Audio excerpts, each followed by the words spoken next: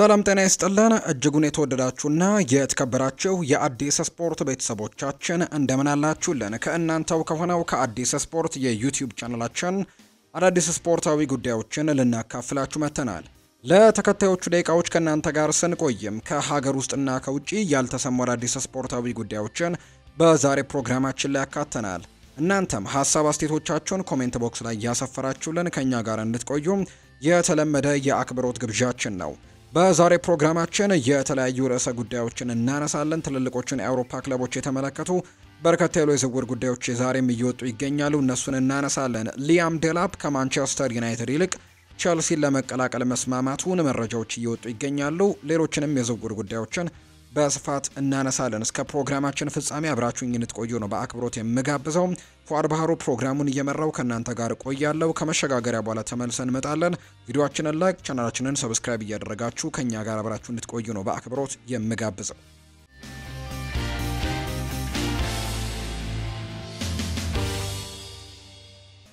ከሀገር ውስጥ ጉዳዮቻችን የዛሬን ፕሮግራማችንን እንጀምር። አዳማ ከተማ ድል ቀንቷቸዋል። በኢትዮጵያ ፕሪሚየር ሊግ 32ኛ ሳምንት መርሃ ግብር አዳማ ከተማ ከሀዲያ ሆሳዕና ጋር ያደረጉትን ጨዋታ 1-0 በሆነ ውጤት ነው ማሸነፍ የቻለው። የአዳማ ከተማን የማሸነፊያ ግብ በረከት ወልደ ዮሐንስ በራሱ መረብ ላይ አስቆጥሯል።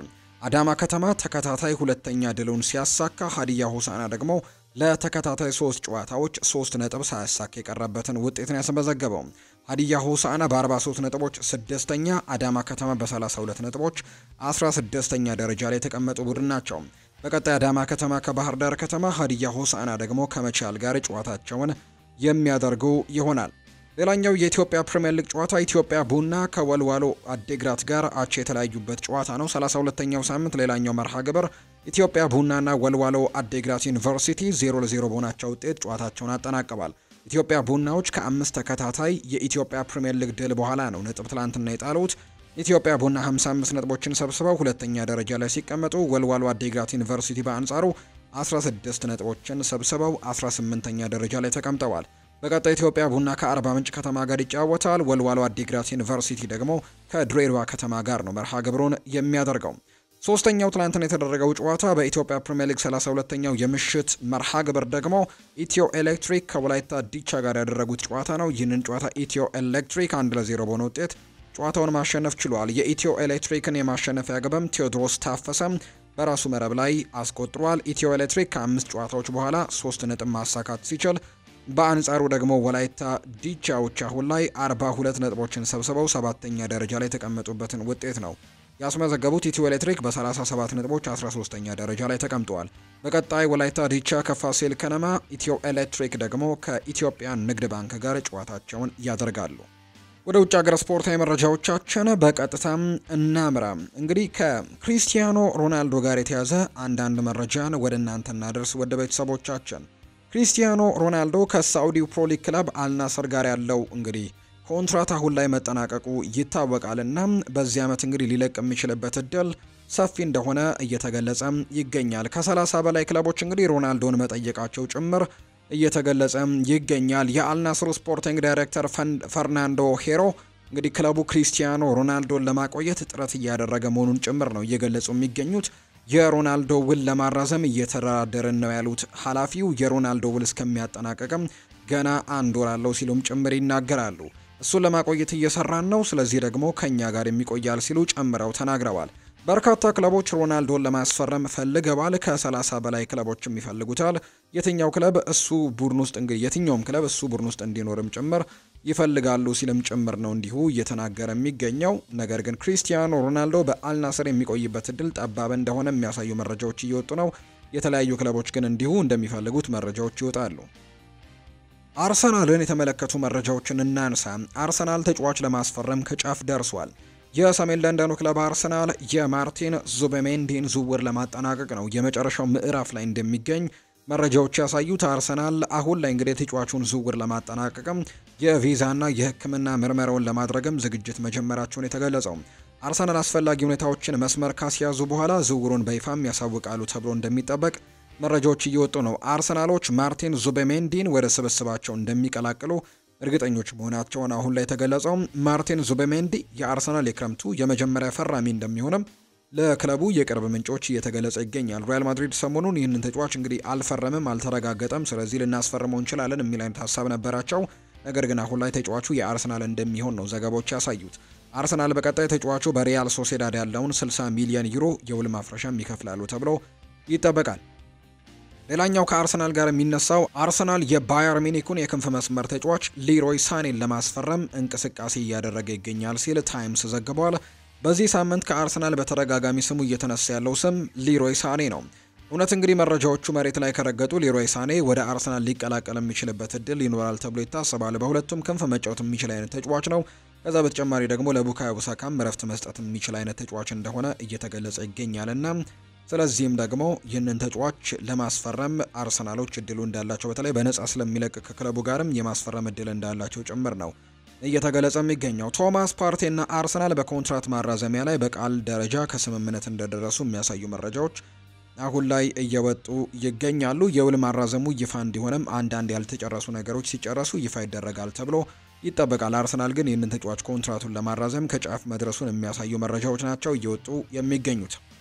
የአርሰናል አጥቂ የመሆን ሰፊ እድል ያለው ቪክተር ዮከርሽ ነው። ቤንጃሚን ሼስኮ የአርቴታ ፍላጎት ቢሆንም ቦርዱ ግን የእሱ ዝውውርን በጣም ውድ አድርጎ እንግዲህ ይመለከተዋል። አሁን ላይ ቪክተር ዮከርሽ ተመራጩ ተጫዋች እንደሆነ የሚያሳዩ መረጃዎች ናቸው እየወጡ የሚገኙት። አርሰናል ቤንጃሚን ሼስኮን ካስፈረመም ሙሉ የሙሉ እንግዲህ አርቴታ ውሳኔ ተፈጻሚ ሆኖ ነው ይህንን ተጫዋች ሊያመጣ የሚችለው እንጂ ቅድሚያ የሚሰጡት ግን ለቪክተር ዮከርሽ እንደሆነ ነው እየተነገረ የሚገኘው። አርሰናል ሰዎች እንግዲህ ከሚያስቡት በላይ በቪክተር ዮከርሽ ዝውውር ብዙ ነገሮችን እንደሰሩ ጭምር ነው የተለያዩ የአርሰናል የመረጃ ሚዲያዎችም እየገለጹ የሚገኙት። ስለዚህ ይህንን ተጫዋች የማስፈረም እድላቸው በጣም ሰፊ እንደሆነ ዘገባዎች እየጠቆሙ ይገኛሉ። ማንቸስተር ዩናይትድን ደግሞ የተመለከቱ መረጃን እናንሳ። አማድ ዲያሎ አንድ ሀሳብን ሰጥቷል። የማንቸስተር ዩናይትድ የፊት መስመር ተጫዋች አማድ ዲያሎ በማሌዥያ ከክለቡ ደጋፊዎች ተቃውሞ ሲቀርብበት ታይቷል።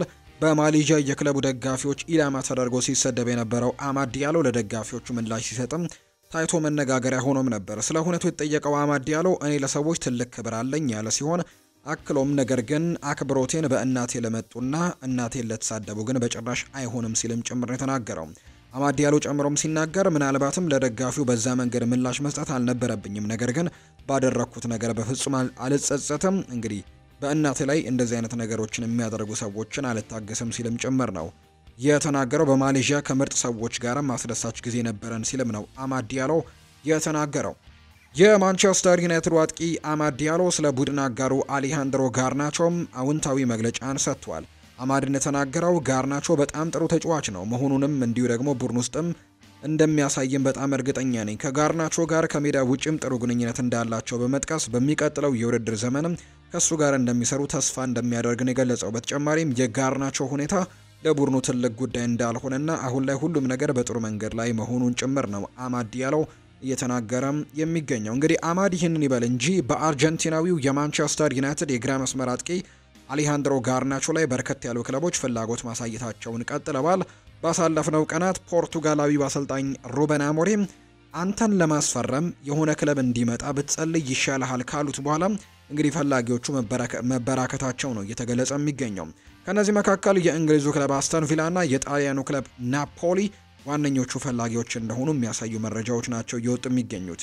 ሌሎች ስማቸው ያልተጠቀሱ 5 ያክል ቡድኖችም ተጫዋቹን በቅርበት እየተከታተሉት እንዳለው የከቼንድ ኦፍሳይድ መረጃ እንዲሁ ያመለክታል። የማንቸስተር ዩናይትድ የምልመላ ዳይሬክተር የሆነው ክሪስቶፈር ቪቬል የቤንጃሚን ሼስኮ አድናቂ ነው። ማንቸስተር ዩናይትዶች የአረቢ ላይፕዚጉን ወጣት የመሃል አጥቂ ቤንጃሚን ሼስኮን የማስፈረም ፍላጎት አላቸው። ስሎቬኒያዊው የ21 ዓመት ወጣት የመሃል አጥቂ በማንቸስተር ዩናይትድ የአጥቂዎች ራዳር ውስጥም የሚገኝ አጥቂ ነው። የማንቸስተር ዩናይትድ የምልመላ ዳይሬክተር ክሪስቶፈር ቪቬል ባለፈው ወር እንግዲህ ወደ ጀርመን ባቀኑበት ወቅትም ቤንጃሚን ሼስኮን ተመልክተውት ነበር።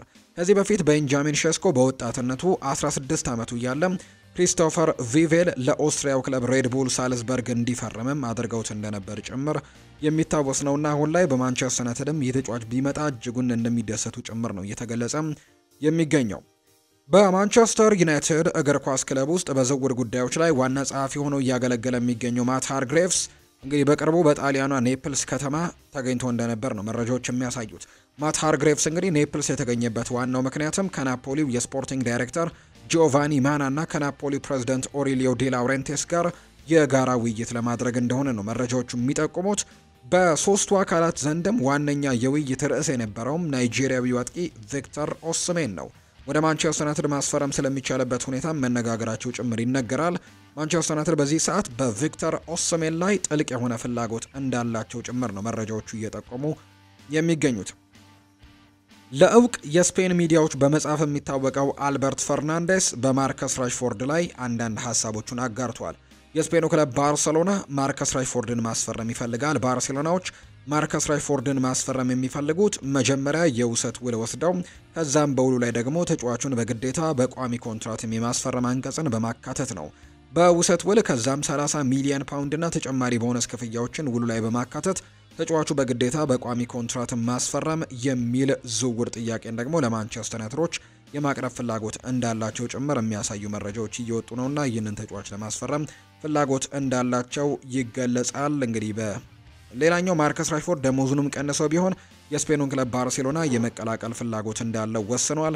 ለባርሴሎና ቅርብ የሆኑ እንቁ ጋዜጠኛ የሆኑት ደግሞ የተለያዩ ዘገባዎችን እያወጡ ይገኛሉና ማርከስ ራሽፎርድ ባርሴሎናን ለመቀላቀል የማያደርገው ነገር እንደማይኖር ጭምር ነው እየገለጹ የሚገኙት። ብሩኖ እና ጋርናቾ በዛሬው ጨዋታ ላይ ይሳተፋሉ። ተጫዋቾቹም ለጨዋታ ዝግጁ ከሆኑ እና ደግሞ ካልተጎዱ እነርሱ አጫውታለሁ ብለዋል ሩበን አሞሪም። ተጫዋቾቹ የተሻለ እንዲያደርጉ የማድረጉ ኃላፊነት የኔ ነው። እኛ ትልቅ ቡድን አለን፣ ድንቅ ሰራተኞችም ጭምር። ይህንን ተጠቅመን ተጫዋቾቻችንን ማሻሻል ይኖርብናል። ጉዟችን የአጭር ጊዜ መሆኑን አውቃለሁ። በተቃራኒው በዚህ አጭር ጊዜ ውስጥ ደግሞ ብዙ ቦታዎችን ማስተካከል ይኖርብናል።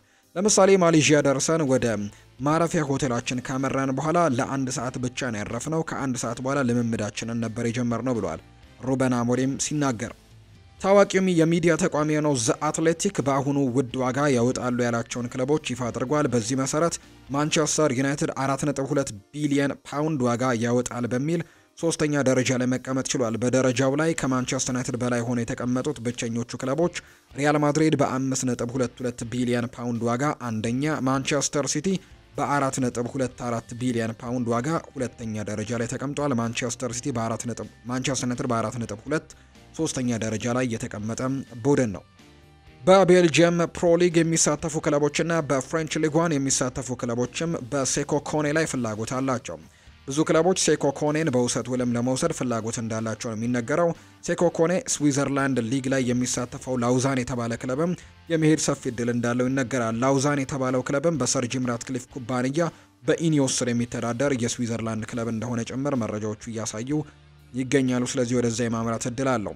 ባለፈው ክረምት የእንግሊዙ ክለብ ቸልሲ ከማንቸስተር ዩናይትድ ጋር እንግዲህ የተለያዩ ነገሮችን በውሰት ውልና በ25 ሚሊዮን ፓውንድ ግዴታ በቋሚ ማድረግን በሚል እንግዲህ ስምምነት ከማንቸስተር ዩናይትድ ተጫዋቹን ማስፈረማቸው ይታወሳል። ጄደን ሳንቾን የእንግሊዙ ክለብ ቸልሲ ከጄደን ሳንቾ ጋር በዚህ ሲዝን በሊጉ ቶፕ 4 ሆኖ ማጠናቀቃቸውና በዩሮፓ ኮንፈረንስ ሊግ ደግሞ ዋንጫ ማሳካት ችለዋል። ቸልሲዎች ከሳንቾ አሪፍ የሆነውን ግልጋሎት ቢያገኙም ነገር ግን ዝውውሩን ቋሚ ማድረግ ግን ፍላጎት የላቸውም።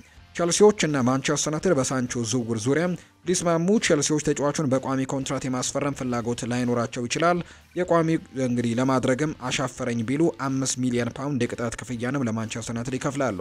ቸልሲዎች እንግዲህ የሳንቾን ዝውውር ቋሚ ከሚያደርጉ ለማንቸስተር ዩናይትድ 5 ሚሊዮን ፓውንድን የቅጣት ክፍያም ሊከፍሉ እንደሚችሉ ጭምር ነው ዘገባዎች እያሳዩ የሚገኙት። የቸልሲን ጉዳዮች እናንሳ። ቸልሲ ተጫዋች ለማስፈረም ተስማምቷል። የምዕራብ ለንደኑ ክለብ ቸልሲ የኢፕስዊች ታውኑን የፊት መስመር ተጫዋች ሊያም ዴላፕን ለማስፈረም ከስምምነት ደርሰዋል። ሰማያዎቹ የተጫዋቹን ውል ማፍረሻ 30 ሚሊዮን ፓውንድ ለመክፈልም ከኢፕስዊች ታውን ጋር ስምምነት መድረሳቸውን ዘ አትሌቲክ አረጋግጧል። የ22 ዓመቱ ተጫዋች ሊያም ዴላፕ በግል እንግዲህ ከቸልሲ ጋር የሚደረገውን ስምምነት ችግር እንደማይፈጥርና በቅርቡ ደግሞ ስታንፈርድ ብሪጅ እንደሚደርስም ነው የተረጋገጠው። ሊያም ዴላፕ ቸልሲን መምረጡንም ነው እንዲሁ ያሳወቀው። የኢፕስዊች ታውኑ የፊት መስመር ተጫዋች ሊያም ዴላፕ እንግዲህ የእሱ ፈላጊ ክለቦች እንዳይጠብቁት ማሳወቁ ተነግሯል። ማንቸስተር ዩናይትድ እና ቸልሲ በዚህ ተጫዋች ላይ ትልቅ ፉክክር ሲያደርጉ እንደነበር ይታወሳል። ተጫዋቹ የለንደኑን ክለብ ቸልሲን ለመቀላቀል መወሰኑን እንዳሳወቀ ነው ዘ አትሌቲክ ያረጋገጠው። በቅርቡ ተጫዋቹን አግኝተው ያነጋገሩት ማንቸስተር ዩናይትዶች ውሳኔው እንደተነገራቸውም እንዲሁ ተገልጿል። በተጨማሪም ኒውካስል ዩናይትድን ጨምሮ ሌሎች 5 የተጫዋቹ ፈላጊ ክለቦችም ውሳኔውን እንዳወቁ ነው የተነገረው። ተጫዋቹ በቀጣይ ቼልሲን ለመቀላቀል በግል ጉዳዮች ላይ የውል ማፍረሻ ክፍያ ዙሪያ ንግግር እንደሚጀምር ጭምር ነው የተገለጸው። ኤንዞ ማሬስካም ስለ ጄደን ሳንቾ ይናገራሉ። ከአሁን በኋላ ቁጭ ብለን ስለ ቀጣዩ ዓመት የምንነጋገር ይሆናል። በሊጉ 4ኛ ሆነን ብንጨርስ በሳንቾ ድጋፍ ነው። በምሽቱ ደግሞ ዋንጫውን ስናነሳም በኮንፈረንስ ሊግ በሳንቾ እርዳታ ነው። በዚህ ሲዝን ቀጥታ የሚሆን ደግሞ በሌሎች ነገሮችም እንግዲህ ዝቅታ የሚሆን ከፍታንም ማስተናገድ ችለናል። ነገር ግን በጨዋታው አካል ላይ የነበረ ተጫዋች ነው ጄደን ሳንቾ። አብዛኛው የቼልሲ ደጋፊዎች ጄደን ሳንቾ በቼልሲ እንዲቆይ የሚፈልጉ ይመስላል። ከምንም በላይ ደግሞ ለክለቡ ያለው ፍቅር ልዩ እንደሆነ ይነገራል። በ25 ሚሊዮን ዩሮ እንደ ጄደን ሳንቾ አይነት የመስመር አጥቂ እንግዲህ ለማስፈረምም ፍላጎቱ እንዳላቸው ይነገራል። በተለይ ደጋፊዎቹ በቼልሲ ቢቆይ ምርጫቸው እንደሆነ ይገለጻል። ነገር ግን ውሳኔው የቼልሲ ባለስልጣናት እንደሚሆንና በተለይ ደግሞ የአሰልጣኝ ኤንዞ ማሬስካ አስተዋጽኦ ከፍተኛ እንደሚሆን ጭምር ይታመናል። ጆ ኮል ይናገራል። ጨዋታው ከመጀመሩ በፊት ራሱ ጄምስ ካፕቴን መሆኑን ሲያሳይ ነበር፣ እየመራና እየመከረም እንደነበር ተመልክቻለሁ ብሏል ጆ ኮል። ኤንዞ ማሬስካ ለዚህ ጥያቄ ምላሽ ይሰጣል። ጆ እመነኝ፣ ብችል ኖሮ በሁሉም ጨዋታ ሪስ ጄምስን ነበር የማስገባው።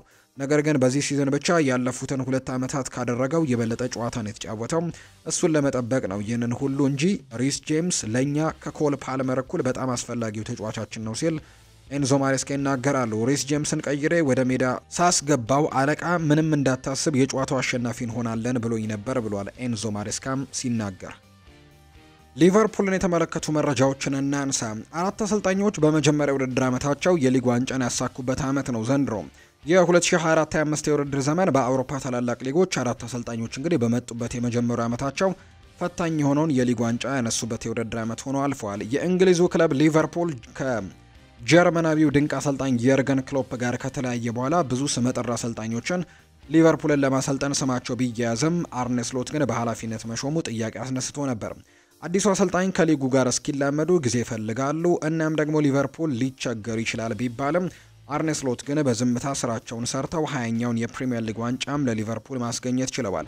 ሁለተኛው ድንቅ አሰልጣኝ ሃንስ ፍሊክ ናቸው። የቀድሞው የባየር ሚኒክና የጀርመን ብሔራዊ ቡድን አሰልጣኝ የነበሩት ሃንስ ፍሊክ በባርሴሎና ቤት በገነቡት ቡድን ውስጥም አሰልጣኙ በባርሳ ቤት 1 ዓመት ማሳለፋቸውን የሚጠራጠሩ ነበሩ። ሃንስ ፍሊክ በባርሴሎና ውብ እግር ኳስን ያስመለከቱ ሲሆን በአውሮፓ በርካታ ግቦችን ያስቆጠረውን ባርሴሎናን በመጡበት ዓመትም የላሊጋውን ባለክብር አድርገውታል።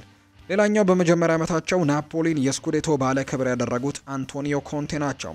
ኮንቴ የኔፕልስን ቡድን በታሪኩ 4ኛ ስኩዴቶውን እንዲያነሳ ያስቻሉ ሲሆን እርሳቸውም በመጡበት የውድድር ዓመት የሊግ ዋንጫን ማሳካት ችለዋል። የባየር ሚኒኩ አሰልጣኝ ቪንሶን ኮምፓኒ በባየር ሚኒክ ቤት በመጀመሪያ ዓመቱ ቡንደስሊጋን ማሳካት የቻለ ሲሆን ባየር ሚኒክ በባየር ሌቨርኩሰን የተወሰደበትን የበላይነትም መመለስ የቻለ አሰልጣኝ ሆኗል። ሲጠቃለል አርኔ ስሎት፣ ሃንስ ፍሊክ፣ አንቶኒዮ ኮንቴና ቪንሶን ኮምፓኒ በመጀመሪያ ውድድር ዘመናቸው የሊግ ዋንጫን ማሳካት የቻሉ አሰልጣኞች ሆነዋል ዘንድሮ። ቦሩሲያ ዶርትመንድ፣ ባየር ሌቨርኩዘን እና ብራይተን ሃርቪ ኤሊዮትን ማስፈረም ይፈልጋሉ። በተለይ ሁለቱ የጀርመን ቡንደስሊጋ ክለቦች ዶርትሙንድ እና ባየር ሌቨርኩዘን ሃርቪ ኤሊዮትን ለማስፈረም በትልቁ እየተንቀሳቀሱ እንዳለ ነው መረጃዎች የሚያሳዩት። ከእንግሊዝ ደግሞ ብራይተን ለዚህ ተጫዋች ፈላጊ ነው። ዋተሮ ኤንዶ ይናገራል ወደፊት በሊቨርፑል ውስጥ ስላለው ቆይታ። በቀጣይ ዓመት በሊቨርፑል ቤት እንደምቆይ አስባለሁ። በክለቡ ቤት ውስጥም ብዙ የመጫወቻ ደቂቃዎችን ባገኝና ያንን እድል ትቼ ደግሞ ወደ ሌላ ክለብ አቀናለሁ ወይ? በፍጹም አላደርገውም ሲልም ጭምር ነው ዋተሮ ኤንዶ ሀሳቡን የተናገረው። ቶክ ስፖርት በዚህ ክረምት ሉዊስ ዲያዝ የአልናስር ዋነኛ ኢላማ እንደሆነ እየገለጸ ይገኛል። ኮዲ ጋክፖ በሚቀጥለው የውድድር ዘመን ደግሞ በሊቨርፑል የመቆየት እድሉ ከፍተኛ ነው። ባየር ሚኒኮች በኔዘርላንዳዊው ክንፍ መስመር ተጫዋች ላይ ያላቸው ፍላጎት ትክክለኛ እንደሆነ ግን ይገለጻል። ማንቸስተር ሲቲን እንመልከት። ፋብሪዚዮ ሮማኖ ይናገራል። ማንቸስተር ሲቲ ለራያን ቸርኪ ኢላማ አድርጎ የመጀመሪያ ንግግርን ለመጀመርም ተገናኝተዋል ተብሏል። የፍሎሪያን ቨርት ስምምነት ከተቋረጠ በኋላ ከሞርጋን ጌብስ ዋይት ጋር በዝርዝር እንግዲህ እየተነጋገሩ ይገኛሉ። ራያን ቸርኪ ደግሞ ማንቸስተር ሲቲ ፍላጎቱን እንደሚያውቅ ነው ዘገባው ያሳየው። ሊቀመንበሩ ኻልዱናል ሙባረክ ትላንትና በርከት ያሉ ሀሳቦችን ሰጥተዋል። በኦማር መርሙሽ ላይ ሀሳባቸውን ሰጥተዋል። እኔ እንደማስበው ኦማር መርሙሽ በጣም ጥሩ ተጫዋች ነው እና እኔ እንደማስበው እሱ እናንተን ማየት ትችላላችሁ። እሱ ወዲያውኑ ነበር በቡድን ውስጥ ተጽዕኖ ማድረግ የቻለው ሲሉ ኻልዱናል ሙባረክ ይናገራሉ። 15 የውድድር ዘመናትን በተከታታይ በቻምፒየንስ ሊግ፣ 7 የውድድር ዘመናት በተከታታይ የግማሽ ፍጻሜ የኤፍኤ ካፕ ዋንጫ ሶስተኛ የውድድር ዘመን በተከታታይ ፍጻሜ ብዙ ትምህርቶችን፣ ብዙ የማንረሳቸው ገጠመኞች፣ ብዙ ተግዳሮቶች በግል በሙያተኝነት በእነዚህ ባለፉት 17 ዓመታት ውስጥም ገጥመውኛ አያውቁም። የዚህ ሁሉ ፍጻሜ ወደፊት ለመቀጠልም ጠቃሚ ይሆናል ብዬ የማምን ልምድ ያለኝ ሰው ነኝ ብሏል ካልዶናል ሙባረክ። ኤርሊንግ ሃላንድ ለእረፍት መሄድ አልፈለገም ነበር። ከኛ ጋር መቆየትና ለቀጣዩ የውድድር ዘመንም መዘጋጀት ፈልጎ ነበር። ይህንን አይነት ደግሞ አመለካከት ነው የምንፈልገው፣ ጠንክረን እንመለሳለን ብሏል ካልዶናል ሙባረክ። ማንቸስተር ሲቲ በዚህ ክረምት በርካታ አዳዲስ ፈራሚዎችም ኢላማ አድርገዋል። የዓላማው ደግሞ የፔፕ ጓርዲዮላ ቡድን በጁን 14 የፊፋ የዓለም ክለቦች ዋንጫ ከመጀመሩ በፊት ማጠናከር ነው።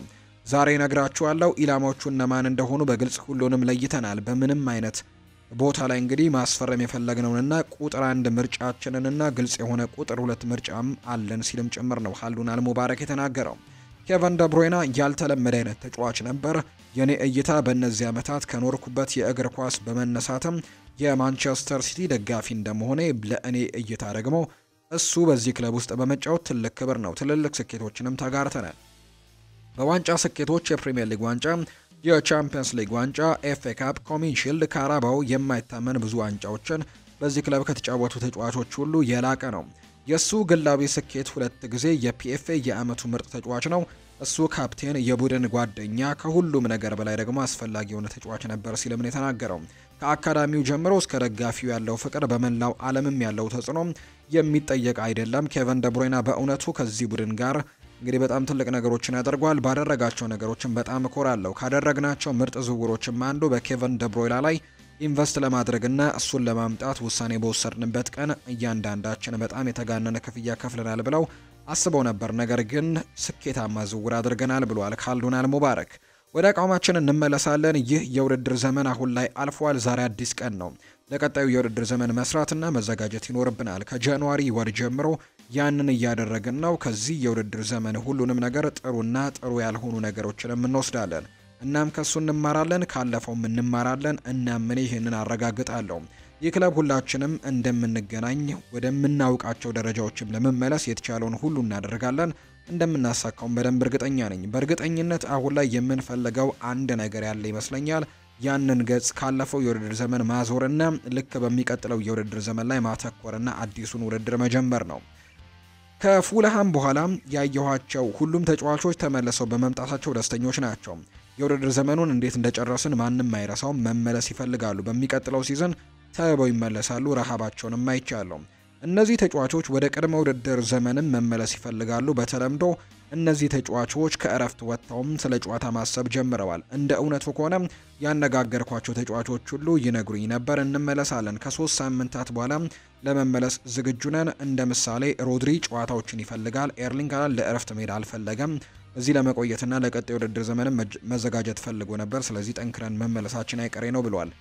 በፍጹም እንመለሳለን። ያለፈው ወቅት ከኋላችን ነው። እናም ዛሬ ደግሞ አዲስ ቀን ነው። ይህ ክለብ እኛ ወደምናውቀው ደረጃ ለመመለስም የተቻለውን ሁሉ እናደርጋለን። ላረጋግጥላችሁም እወዳለሁ ብለዋል ካልዶናል ሙባረክ። አሁን ላይ ከፌራን ሶሪያኖ ጋር ስልክ አውርቻ ያለው ቀኑን ከቲኪ ቤርገስታይን፣ ፔፕ ጓርዲዮላና ሁጎ ቪየና ጋርም ጊዜውን አሳልፍ ያለው ምንም እረፍት አያስፈልገንም ሲልም ጭምር ነው የተናገሩት። ከፔፕ ጓርዲዮላ ጋር ያለን አንድ ነገር ነው። እሱም በጣም መሰረታዊ የሆነ አንድ ቃል ነው። እምነት አለን። በሁለቱም መንገድ ደግሞ ይሄዳል። እኔ ላይ እንግዲህ በእምነት ይጥላል፣ ያምነኛል። ድርጅቱንም ክለቡንም እናምናለን። ያ እምነት ደግሞ በጥሩ ጊዜ ማሸነፍ እንደምንቀጥል የሚፈቅድልን ነው። በአስቸጋሪ ጊዜያትም በጣም ከባድና እምነት የሚጣልባቸው ናቸው ሲልም ነው የተናገረው። ወደ ኋላ መለስ ብዬ ሳስበው ባለፈው በክለቡ ላይ ልናደርጋቸው በሚገቡ አንዳንድ ለውጦች ላይም የበለጠ ጠንካራ መሆን ነበረብን። ያንንም አላደረግንም እና ያ ደግሞ አሁን ላይ አልፏል ሲልም ጭምር ነው ካልዶናል ሙባረክ የተናገሩት። ትላንትና እንግዲህ በርከት ያሉ ጉዳዮችን ነው እያነሱም የነበሩት ካልዶናል ሙባረክ። በኤርሊንግ ሃላንድ ውስጥ ያለንን እናውቃለን። እሱ በዓለም ላይ የማስበው በጣም ጎበዙ አጥቂ ነው ብለውታል። በዚህ ክለብ ውስጥ ኤርሊንግ ሃላንድ ማንቸስተር ሲቲ የሆነውን ነገር ሁሉ በሙሉ እንግዲህ እንዲገዛም አድርጓል። እሱ የማይታመን ተሰጥኦ አለው። እሱ የማይታመን ሰው ነው። እሱ በትክክለኛው እድሜ ላይም ነው። በሚቀጥሉት 10 ዓመታት ስንመለከትም ኤርሊንግ ለምንገነባው እምብርት የሆነ ሰው ነው። በጣም ግልጽና ቀላል ውሳኔም አድርገናል። የ10 ዓመት ኮንትራት ለማቅረባችን ሲልም ነው የተናገረው። ቤርገስታይን ሌጀንድ ነው። እናም ያንን ቃል በቀላሉ አልተጠቀምኩትም። ያከናወነው ነገር በሁሉም ክፍል ውስጥም ለዚህ ስኬት ወሳኝ ነው። እሱ የማይታመን እግር ኳስ ዳይሬክተር ነው። ለክለቡ የሰጠው 13 ዓመታትን መመለስ ብዬ እንግዲህ ሳስበው ዋንጫዎች የሚናገሩት ይመስለኛል። የእጁ አሻራ በእያንዳንዱ በእነዚህ ዋንጫዎች ላይ አለ። በገንዘብ ነክ ጉዳዮች ላይ በጣም በንቁነት በመሆንም በክለቡ ጥሩ ጠባቂ መሆንም በእግር ኳስም እውቀትና በትክክለኛው የፋይናንስ እውቀት መካከልም ያንን ሚዛን ለማግኘትና በመግቢያ ላይ መውጫ ውስጥም ትክክለኛ ውሳኔን ያደርግ ነበር ሲልም ጭምር ነው የተናገረው። ኬቨን ደብሮይና ይናገራል። ልጆቼና በባለቤቴ በማንቸስተር ሲቲ ቤት የሚገኘው ቤትን እንዳንሸጠው ነግረውኛል። ከተማውን ለምደነዋል። ለዛም ነው ማንቸስተር የሚገኘውን ቤቴን የማልሸጠው። ማንቸስተርን ይወዳሉ። እናም እዚህ ደግሞ ለረጅም ጊዜ ይኖረዋል።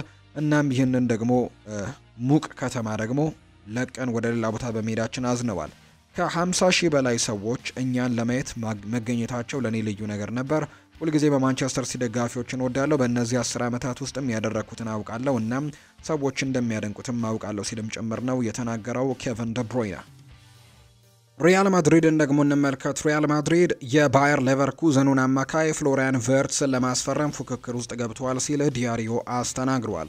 ሊቨርፑል በጀርመናዊው ኢንተርናሽናል ባየር ሚኒክ ፍላጎቱን ሊያቋርጥ በነፃነት ያስፈርመዋል ተብሎ ይታሰብ ነበር። አሁን ላይ ግን የቀድሞ አሰልጣኙ ሻቪ አሎንዞ እንግዲህ ተጫዋቹን ወደ ሎስ ብላንኮቹ ለማምጣትም ይፈልጋል ተብሏል። የተጫዋቹ ዝውውር ከ100 ሚሊዮን ዩሮ በላይ ይፈጃል ተብሎ ነው የሚጠበቀው። ነገር ግን ሊቨርፑል በጀርመናዊው ኢንተርናሽናል ላይ እንግዲህ ፍላጎት እንዳለው ይታወቃልና በጣም በትልቁ ሊቨርፑሎች እየተንቀሳቀሱ ይገኛሉ። ሪያል ማድሪድ አንጌሎ ስቲለርን በቁም ነገር ይፈልጉታል። ተጫዋቹ ወደ ሪያል ማድሪድ መሄድን አጥብቆ ይፈልጋል። ነገር ግን እስካሁን ምንም አይነት ድርድር አልተካሄደም። እናም በሪያል ማድሪድ የመሃል ሜዳ ስም ዝርዝር ውስጥም እንግዲህ አንጄሎ ስቲለር ብቸኛው ስም አይደለም፣ ሌሎች ስሞችም እንዳሉ ጭምር ነው ፋብሪዚዮ ሮማኖ እየገለጸ የሚገኘው። ሪያል ማድሪድ አንጄሎ ስቲለርን ያደንቃል። እናም ደግሞ ለመሃል ሜዳው ከሚፈልጋቸው ተጫዋቾች መካከልም አንደኛው ነው። ነገር ግን አንጄሎ ስቲለር የሪያል ማድሪድ አማካይ ይሆናል ከማለታቸው በፊት ገና ብዙ እርምጃዎችም ይቀራሉ። ስለዚህ አሁን ላይ ሪያል ማድሪድ ከተጫዋቹ ወይም ደግሞ ከክለቡ ጋርም ገና የላቀ ድርድር አላደረጉም። በመቀጠል ስቲለር ወደ ሪያል ማድሪድ ትሄዳለህ ሲባል አዎ በማለትም መልስ ሰጥቷል። በሚባለው ዙሪያም እኔ እንደማስበው ማንም ሰው በአክብሮት ወደ ሪያል ማድሪድ መሄድም ትፈልጋለህ ሲባል አይ የሚል የለም። ይህ ደግሞ በጀርመን ካለው ስቲለር ብቻ ሳይሆን በብዙ ክለቦች ውስጥም በሚጫወቱ ተጫዋቾች ላይ የሚከሰት ነው። ስለዚህም ደግሞ በእርግጥ አንጌሎ ስቲለር ወደ ሪያል ማድሪድ ማቅናትም ይወዳል። ነገር ግን አሁን ላይ በዝውውሩ ዙሪያ ምንም አይነት መረጃ እንደሌለ ነው ፋብሪዚዮ ሮማኖ የገለጸው። እንደ ዲያሪዮ አስ ዘገባ ከሆነ አርሰናልና ቼልሲ በሪያል ማድሪድ ቤት የቆይታው ጉዳይ አጠራጣሪ ውስጥ የገባውን የሮድሪጎን ሁኔታን በቅርበት እየተከታተሉ ነው። ሮድሪጎ በተጠናቀቀው የውድድር ዓመት በሪያል ማድሪድ ቤት ያለው ቅርጽና በቡድን ውስጥ ያለው አቋም አነስተኛ የነበረ ቢሆንም በተለይም በእንግሊዝ ባሉ አንዳንድ ሀያላን ክለቦች ዘንድም ያለው ዝና ጠንካራ ነው። አርሰናል ብራዚላዊውን ለማስፈረም ፍላጎት እንዳላቸው ከገለጹ ክለቦችም አንደኛው ነው። ከወዲሁ እንግዲህ ከተጫዋቹ ጋርም መደበኛ ያልሆነ ግንኙነት አድርገዋል ተብሏል። ሆኖም ግን በሌላኛው የለንደን ክለብ አይን ውስጥ የገባው ሮድሪጎ በስታንፈርድ ብሪጅ ከፍተኛ ደረጃም ትኩረት መሳቡን ቀጥሏል። ቸልሲዎች የብራዚላዊውን ኮከብ ሁኔታ በቅርበት እየተከታተሉት ነው። ሰማያዊዎቹ እንደሞ ካይሎ ሙድሪክ፣ ክሪስቶፈር ኢንኩንኩና ጄደን ሳንቾ ባሉ ፈራሚዎቹ ላይ በተከሰቱ ጥፋቶች መሰረትም ለቀጣዩ ፕሮጀክታቸው ትልቅ እርማትና ጥንቃቄንም እንደሚወስዱ እንዲሁም ሮድሪጎንም የኪሳራቸው መነሻም አድርገው ይመለከቱታል ተብሎ ነው የሚታሰበው። ቤኔፊካ አልቫሮ ፈርናንዴስ ካሬራስን ወደ ሪያል ማድሪድ ማቅናቱንና ክለቡን በይፋ መልቀቁንም ለማስተዋወቅ ዝግጁ መሆናቸው እየተገለጸ ነው። ስለዚህ አልቫሮ ፈርናንዴስ ካሬራስ ቀጣዩ የሪያል ማድሪድ ተጫዋች ነው። ሻቪ አሎንዞ ከአንድ ዓመት በፊት ካሬራስን ለባየር ሌቨርኩዘን እንዲፈርም ትልቅ እቅድና ምኞት ነበረው። ነገር ግን አሁን ላይ የተጫዋች በሪያል ማድሪድ ማሊያ ደግሞ ለማግኘትም ትልቅ እድል እንዳለው ፋብሪዚዮ ሮማኖ መረጃውን አጋርቷል። የኮንፈረንስ ሊግ ምርጡ ተጫዋች ይፋ ተደርጓል። በቸልሲ አሸናፊነት የተጠናቀቀው የአውሮፓ ኮንፈረንስ ሊግ ውድድር የዓመቱ ምርጥ ተጫዋች ይፋ ተደርጓል። በዚህ መሰረትም የሪያል ቤቲሱ የአጥቂ አማካይ ኢስኮ የዓመቱ ምርጥ ተጫዋች ተብሎ መመረጥ ችሏል። ስፔናዊው አማካይ ኢስኮ በውድድሩ 2 ግቦችን ሲያስቆጥር 3 ደግሞ ለግብ የሆኑ ኳሶችን አመቻችቶ አቀብሏል። በተጨማሪም የኮንፈረንስ ሊግ የዓመቱ ምርጥ 11ም ሲታወቅ ቸልሲ 4 ተጫዋቾችን ማስመረጡ ጭምር ነው የተነገረው። ኢንተር ሚላን ገቢው ጨምሯል። የቻምፒየንስ ሊግ ፍጻሜ ተፋላሚው ኢንተር ሚላን ከቻምፒየንስ ሊግ የሚገኘው ገቢ መጨመሩ ተነግሯል። ኢንተር ሚላን ለፍጻሜ መድረሱን ተከትሎ ገቢው ባለፈው ዓመት ካገኘው 72 ሚሊዮን ዩሮ ወደ 137 ሚሊዮን ዩሮ ከፍ ማለቱ ተነግሯል። ኢንተር ሚላን የፍጻሜ ጨዋታውን የሚያሸንፍ ከሆነ ከውድድሩ የሚያገኘው ገቢ ወደ 143 ሚሊዮን ዩሮ እንደሚያድግም ነው የተዘገበው።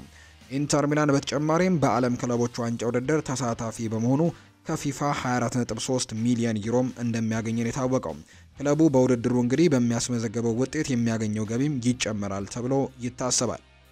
የፓሪስ ከንቲባ በፍጻሜው አልተጋበዙም። የፈረንሳይ ፓሪስ ከተማ ከንቲባና ሂዳልጎ ሙኒክ ላይም በሚካሄደው የአውሮፓ ቻምፒየንስ ሊግ ፍጻሜ ጨዋታ ላይ እንደማይገኙ ተገልጿል። ከንቲባዋ ጨዋታውን እንዲታደሙ ከፓሪስ ሰን ዠርሜን ወይም ከአውሮፓ እግር ኳስ ማህበር ግብዣ እንዳልቀረበላቸው ነው የተነገረው። የከተማዋ ከንቲባ ከዚህ በፊትም ፓሪስ ሰን ዠርሜን ፓርክ ደስ ፕሪንስ ስቴዲየምን ስለመልቀቅ እንዲያስብም ምክንያት እንደሆኑ ሲዘገብ ነበር። ፓሪስ ሰን ዠርሜን ፓርክ ደስ ፕሪንስ ስቴዲየምን ለመግዛት ቢጠይቅም የፓሪስ ከተማ ምክር ቤት ስቴዲየሙ የከተማው ቅርስ ነው፣ ለሽያጭ አይቀርብም ማለታቸው የሚታወስ ነው። ኤፍል ታወር በፓሪስ ሰን ዠርሜን ቀለም ይደምቃል። የፓሪሱ ኤፍል ታወር በቀዳሚው የቻምፒየንስ ሊግ ፍጻሜ ጨዋታ ለፓሪስ ሰን ዠርሜን ድጋፍ ለማሳየት በክለቡ ቀለማትም እንደሚያሸበርቅ ነው የተገለጸው። በጨዋታው ወቅትም የፓሪስ ሰን ዠርሜን ተጫዋቾች ለማሟሟቅ ወደ ሜዳ ሲገቡም ኤፍል ታወር ቀይና ሰማያዊ ቀለምም እንደሚያበራ ተነግሯል። በጨዋታው ፓሪስ ሰን ዠርሜን ግብ ባስቆጠረ ቁጥርም ኤፍል ታወር መብራቱን በማብራት እንደሚታይም ጭምር ነው የተገለጸው። በተጨማሪም አርብ ምሽት በኤፍል ታወር ፓሪስ እንደምትደምቅም እንደሚደረግም እንተማመናለን የሚል መልእክትም ጭምር ነው እንዲሁ ያሰፈሩት። ጃምፔሮ ጋስፔሪኒ ሮማን በኃላፊነት ሊረከቡ ነው። ጣሊያናዊው አሰልጣኝ ጃምፔሮ ጋስፔሪኒ የሴሪኤውን ክለብ ሮማን በኃላፊነት ሊረከቡ መሆኑ ተገልጿል። አሰልጣኝ ጃምፔሮ ጋስፔሪኒ ከአታላንታ ጋር ከ9 ዓመታት በኋላ መለየታቸው ይታወቃል። አሁን ላይ አሰልጣኝ አልባ የሆነው ሮማ አሰልጣኝ ጃምፔሮ ጋስፔሪኒን በኃላፊነት ለመሾምም ከጫፍ መድረሱ ተዘግቧል። የሮማ አሰልጣኝ ክላውዲዮ ራኒየሪ ሮማን እስከ ውድድር ዓመቱ መጨረሻ መምራታቸው አይዘነጋም። የ73 ዓመቱ አሰልጣኝ ክላውዲዮ ራኒየሪ በቀጣይ በሮማ የስፖርታዊ ጉዳዮች አማካሪ በመሆንም በሌላ ኃላፊነት የሚቀጥሉ ይሆናል። አሰልጣኝ ክላውዲዮ ራኒየሪ የሮማ አሰልጣኝ ሹመትንም በሳቸው እንደሚወሰን ሲገለጽ እንደነበር ነው የሚታመነው። ባየር ሚኒክ ተጫዋች አስፈርመዋል። የጀርመን ቡንደስሊጋው አሸናፊ ክለብ ባየር ሚኒክ የመጀመሪያ ተጫዋቻቸውን በይፋ አስፈርመዋል። ባየር ሚኒክ የባየር ሌቨርኩዘኑን የተከላካይ ስፍራ ተጫዋች ጆናታን ታህን ማስፈረማቸውን ነው በይፋም ያስታወቁት። የ29 ዓመቱ ጀርመናዊ ተከላካይ ጆናታን ታህ በባየር ሚኒክ ቤትም እስከ 2029 የሚያቆየውን የ4 ዓመታት ውልም ፈርሟል። ባየር ሚኒክን በመቀላቀል ደስተኛ ነኝ፣ ተጨማሪ ዋንጫዎችንም ለማሸነፍ ቡድኑን ለመርዳትም ጠንክሬ እሰራለሁ ሲልም ጭምር ነው ጆናታን ታህ ሀሳቡን ያጋራው። ኢታን ንዋኔሪ ፈላጊዎቹ በዝተውለታል። ሊቨርፑል፣ ቸልሲና ባርሴሎና በዚህ ክረምት የአርሰናሉን ኮከብ ኢታን ንዋኔሪን በቅርበት ከሚከታተሉ በርካታ ቡድኖች መካከልም ይገኙበታል። በአስራዎቹ እድሜ ውስጥ ያለው ኮከብ የሚኬል አርቴታ ዋና ቡድንን ተቀላቅሎ ካስደነቀ በኋላ ብዙ የመጫወቻ ጊዜያቶችን እንደማያገኝ በማመኑ ተጫዋቹ በክረምቱ ሊለቅ እንደሚችል ጥርጣሬዎች አሉ። የእንግሊዝ አንደር 21 ኢንተርናሽናል ንዋኔሪ ከልጅነቱ ክለብ ጋር የረጅም ጊዜ ኮንትራት ለመፈራረም ፍላጎት እንደሌለው ቲቢአር ፉትቦል ገልጿል። ይህም ከአውሮፓ ፈላጊዎች እንዲመጡለት አድርጓል። የ18 ዓመቱ ወጣት በክለቡ ከብዙ ዓመታት በኋላ ብቅ ካሉት በጣም ምርጥ የአካዳሚ ባለተሰጦችም አንዱ ሆኖ የታየ ቢሆንም የመጀመሪያው ቡድን ቋሚ እንደማይሆን ግን አረጋግጧል። ኢታን ንዋኔሪ በውድድር ዘመኑ የመጨረሻ ጨዋታዎች ላይም የነበረው ሚና ደስተኛ አይደለም። በተለይም በጉዳት ምክንያት የቡካዮ ሳካ ምትክ ሆኖ ከመጣ በኋላ ያስደነቀው ወጣቱ ተጫዋች ክለቡ ቢያንስ 2 አዳዲስ አጥቂዎችን ለማስፈረም ስለሚፈልግ የኢታን ንዋኔሪ የመጫወቻ ደቂቃዎችን የበለጠ እንዲቀንስ ሊያደርግ ይችላል። አርሰናል የክረምት ተጫዋቾች የዝውውር መስኮት ሊከፈት ሲል ውድ ንብረቱን ከሊቨርፑል፣ ባርሴሎና፣ ቸልሲ ለማራቅም ይፈልጋል። ታዳጊው ኮከብ በ2024 17 ዓመት ሲሞላው የመጀመሪያው ፕሮፌሽናል ኮንትራቱን በመፈረሙ እስከ 2030 የሚቆይ ውል አለው። አርሰናሎች ኢታን ንዋኔሪን 18 ዓመት ሲሞላውም የረጅም ጊዜ ኮንትራትን ለማስፈረም ተስፋ አድርገው እንደነበር ነው የሚነገረው። ነገር ግን ታዳጊው በአሁኑ ጊዜ አማራጮቹን እያጤነ ነው። ከ2023 ከአርሰናሎች ጋርም እንግዲህ ኮንትራቱን ለማራዘም ሲል ከቸልሲና ማንቸስተር ሲቲ የቀረቡለትን ጥያቄዎችም ውድቅ አድርጓል።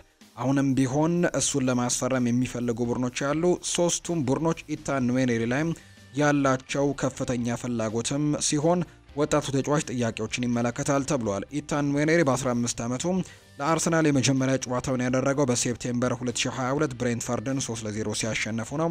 ወጣቱ በዚህ ውድድር ዘመን ለአርሰናሎች በሁሉም ውድድሮች ባደረጋቸው 36 ጨዋታዎችም 9 ግቦችንና 2 አሲስቶችን ማድረግ የቻለም ተጫዋች ነው። ፔፕ ጓርዲዮላ የሲቲ ኮከብ ወደ ቡድኑ መመለስ እንደሌለበት ካረጋገጠ በኋላ አንድ የኒውካስል ዩናይትድ ኮከብን በማንቸስተር ሲቲ የእጩ ዝርዝር ውስጥ አስገብተዋል። የማንቸስተር ሲቲ መልሶ ግንባታ በጥር ወር የጀመረ ሲሆን እንደ ቪቶር ሬሽ፣ አብዲኮዱር ኩሶኖቭ፣ ኒኮ ጎንዛሌዝ እና ኦማር ማርሙሽ የመሳሰሉትን በማስፈረም ግንባታውን ጀምረዋል። በዚህ ክረምት ሊደርሱ የሚችሉ በርካታ ተጫዋቾችም አሉ።